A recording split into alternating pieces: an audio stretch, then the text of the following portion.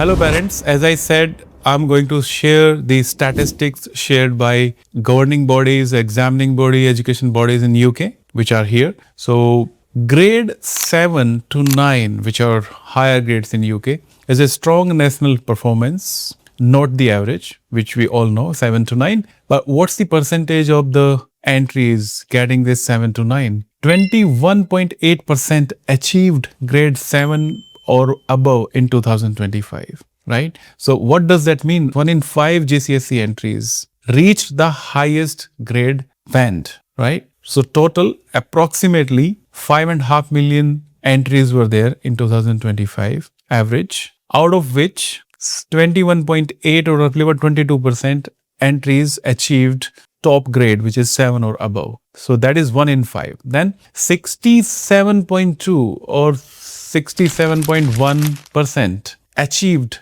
grade 4 or above, below 7, right? What does that mean? A pass, this is a pass, national pass, basically 4.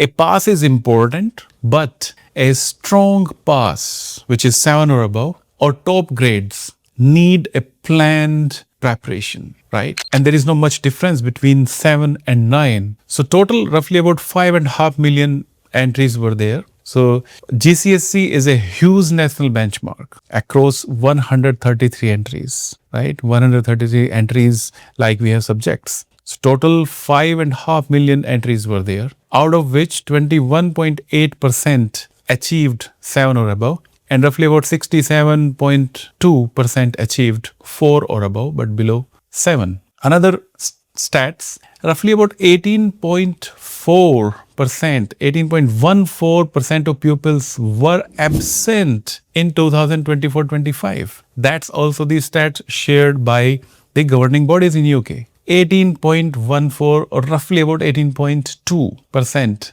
What does that mean? Almost 1 in 5 students missed the 10% of their sessions. So attendance is not a small issue, right? It is a GCSE result issue. It's critical according to these stats, right? We will further discuss it. Year 11 had 27.22% persistent absence in 24-25. Please note, parent, 27.22%. And we are talking about all state schools and grammar schools, everything, right? So almost the absence is highest in the exam year, means year 11, when the GCSE exam is going to happen. The students are not going to school, they are not attending the sessions. So this percentage is pretty high. Year 11 is exactly when attendance matters the most, right? And students are not going to school because they're staying at home, lazy, and just studying textbook, which is good.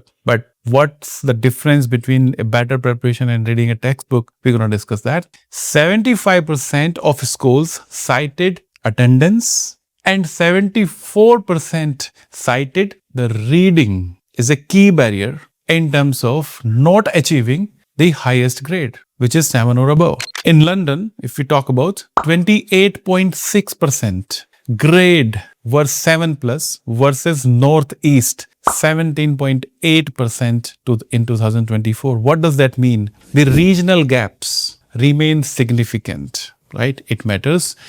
Postcode still impact the GCSE results. Parents will need to support their students in those cases, right? Another stat, 83.7 of KS4 students, key stage 4 students with no absence, point to be noted, with no absence, achieved grade 9, like highest grade in English and maths, right? So attendance and attainment are strongly linked, right? Missing school can become missing grades. Please parents note, missing school can become missing grades. So always we talk about my child is not getting higher grade. What should I do? He should focus on his study. He should study textbook, and practice at home, blah, blah, blah, blah.